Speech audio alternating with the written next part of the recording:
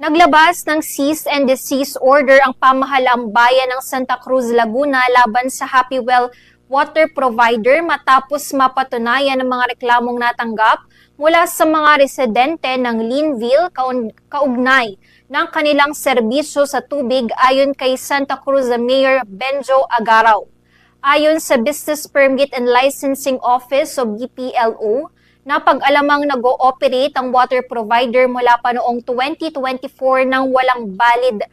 business o mayor's permit. Dagdag pa rito, lumabas sa bacteriological test ng San Pablo City Water District Laboratory na ang mga water sample mula sa Linville Subdivision ay positibo sa coliform bacteria, kaya't idineklarang hindi ligtas inumin at banta sa kalusugan ng publiko. Ayon sa alkalde, magsasagawa ang lokal na pamahalaan, katuwang ang BFP Santa Cruz Water District at mga volunteers ng water rationing para sa mga apektadong kabahayan sa Linville, Santa Cruz at Linville Diamond upang matiyak ang tuloy-tuloy na supply ng tubig. Binigyang diin ng pamahalang bayan na ang hakbang ay para ipatupad ang batas at pangalagaan ng kaligtasan ng mamamayan habang hinihikayat ang water provider na ayusin ang lahat ng kinakailangang permit at sumunod sa mga patakaran bago muling payagang mag-operate.